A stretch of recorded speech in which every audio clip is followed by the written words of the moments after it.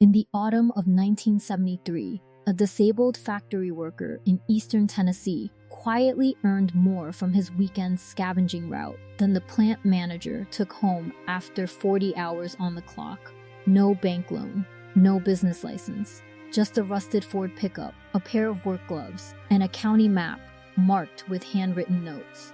Before side hustle became a social media hashtag, regular folks in rural and small-town America were running 2, sometimes 3, separate income streams from their basements, carports, and kitchen tables.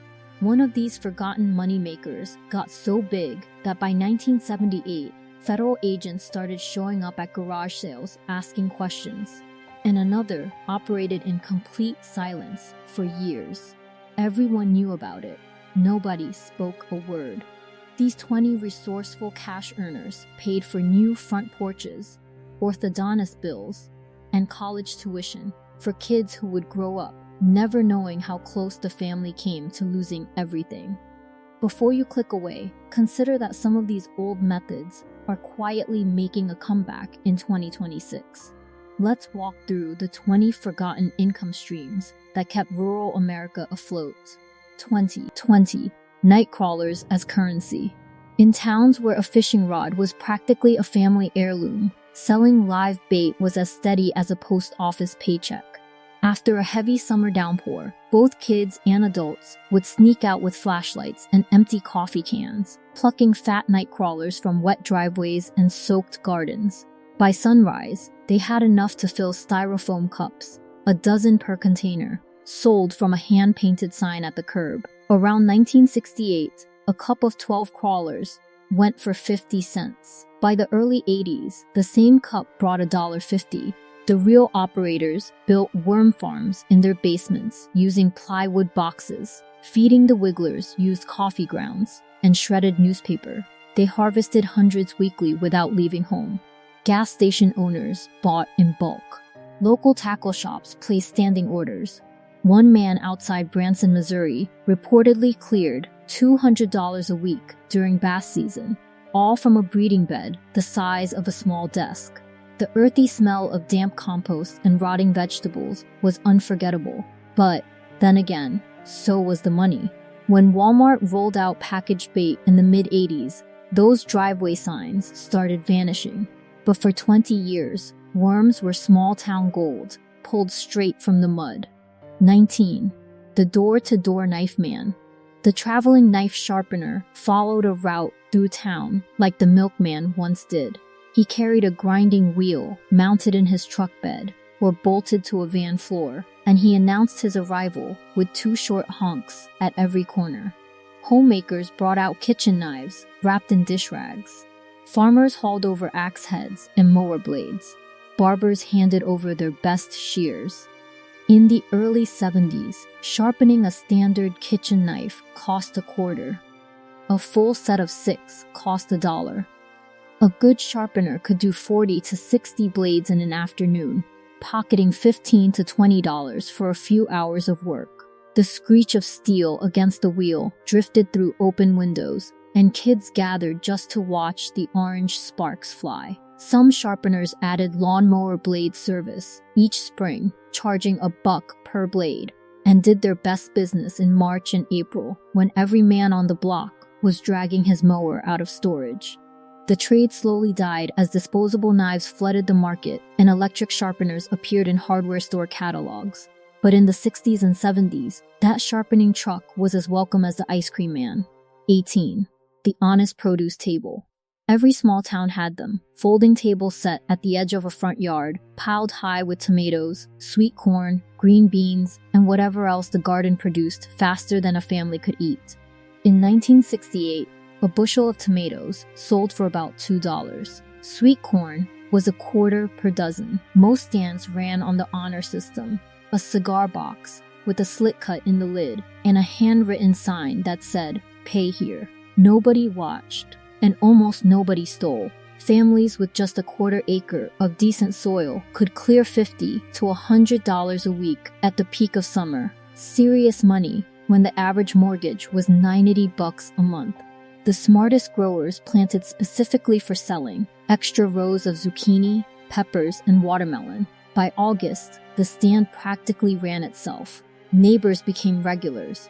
Ladies from church stopped by on Wednesday afternoons. The smell of sun-warmed ripe tomatoes was the smell of summer income. As supermarket produce sections grew larger and cheaper through the 80s, those card tables slowly disappeared.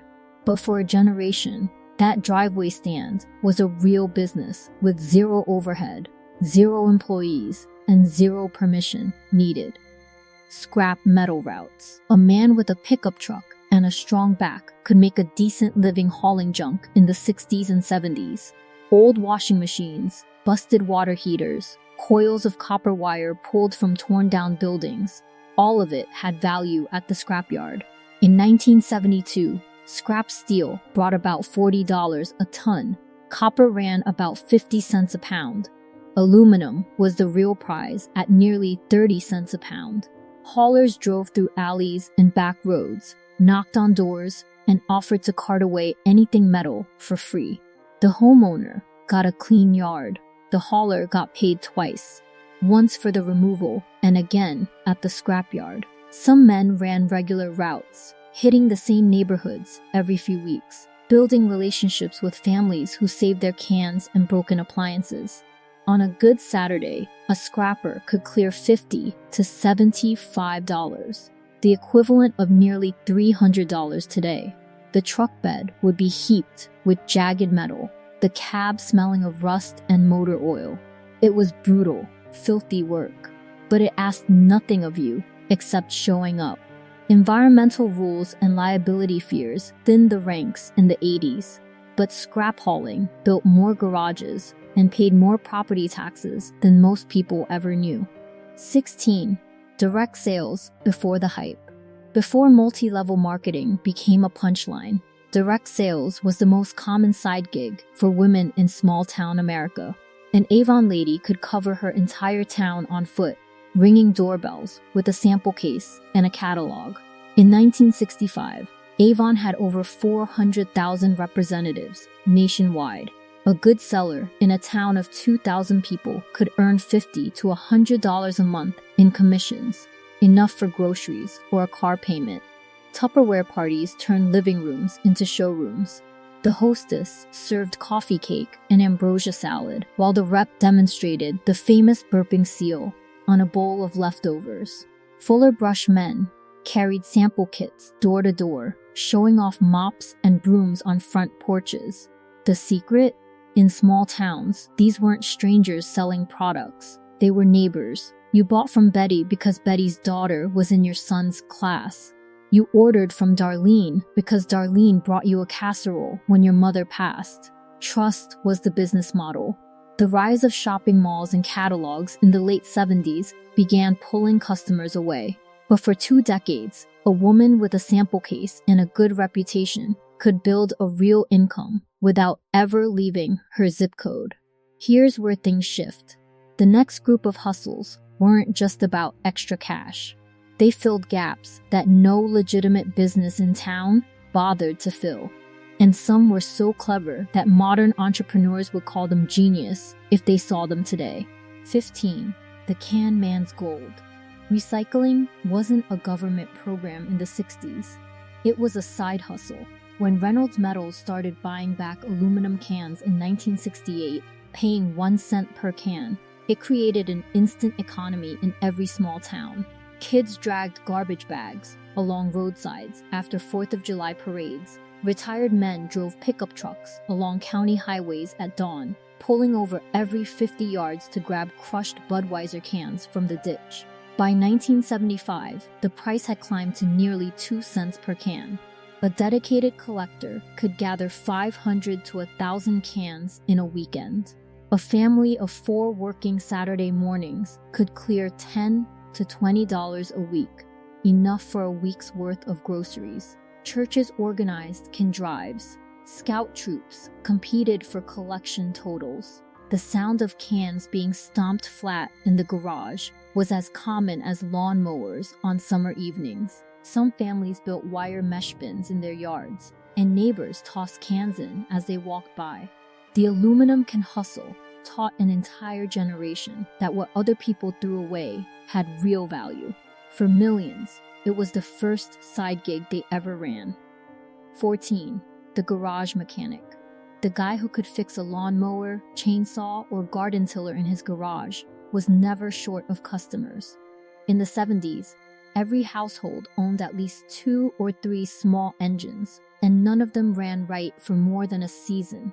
A carburetor cleaning cost $5. A full tune-up ran about $10. Replacing a pull cord was $3 and 15 minutes of work.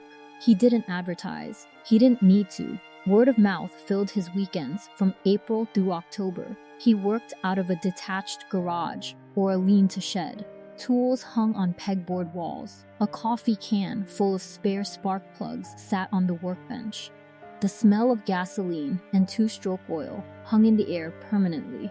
By the late 70s, the ears started paying attention to the cash economy that small engine mechanics represented.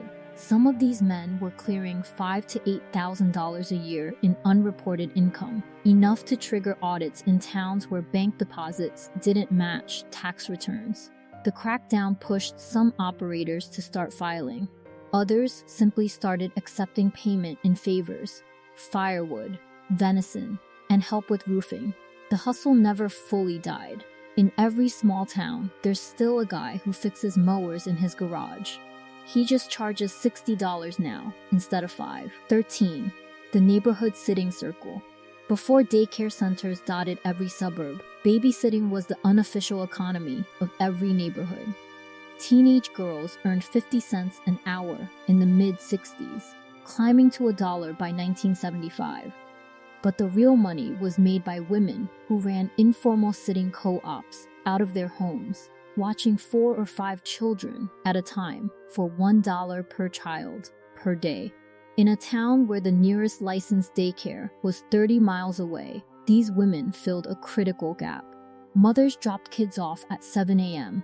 and picked them up at 5 p.m. The children ate peanut butter sandwiches, watched Captain Kangaroo, and played in the backyard until their shoes wore through. Some women ran these operations for years, earning $200 to $300 a month in cash. No sign on the door, no license on the wall. Just a reputation built on the fact that Shirley down the street had been watching kids since 1962, and none of them had ever come home with more than a skinned knee. State licensing rules expanded through the 80s, and the informal network slowly gave way to regulated facilities. But for decades, the neighborhood sitter was the infrastructure that allowed small-town mothers to work. 12. Selling wood by the cord. In towns where wood stoves heated half the houses, selling firewood was a 4-season business disguised as a winter one. The smart operators spent spring and summer felling dead trees, splitting logs, and stacking cords to season in the sun. By October, they had inventory. A cord of seasoned oak sold for about $35 in 1970. By 1982, the price jumped to $75 as the energy crisis drove families back to wood heat. A man with a chainsaw, a splitting maul, and a strong teenager could produce 2 or 3 cords a week. The work was brutal, splinters embedded in every callus. Sawdust lined the inside of your nose for days, but the math was simple. 3 cords a week at $40 each was $120, nearly what some men earned at their day jobs. Delivery was part of the service. You backed the truck up to the customer's woodpile and stacked it yourself.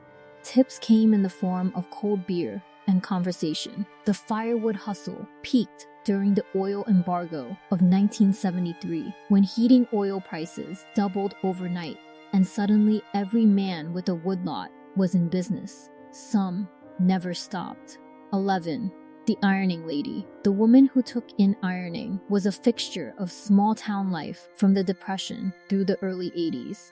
She charged 10 to 15 cents per shirt in the 60s, working through a basket of wrinkled clothes while watching her stories on television. A steady customer base of 5 or 6 families brought in $10 to $15 a week. Combined with mending, hemming pants, replacing zippers, and letting out seams, the income could reach $25 a week. That was gas money, school supplies, and Christmas presents. The ironing board stayed up permanently in the back room, a cotton pressing cloth draped over the end, a spray bottle of starch within arm's reach. The smell of hot cotton and steam filled the house every afternoon. Some women built client lists of 20 or more families, picking up bundles on Monday and delivering pressed shirts by Wednesday. Permanent press fabrics arrived in the mid-70s and gutted the ironing business almost overnight. Suddenly, nobody needed their shirts pressed. The ironing boards came down. The spray bottles went under the sink. A quiet, dignified hustle that had supported women for generations vanished in less than a decade. Now, here's where this list gets personal. The next group of hustles weren't just jobs, they were identities. The person who did these things was known for them. His neighbors defined him by the service he provided, and his reputation was the only marketing he ever needed.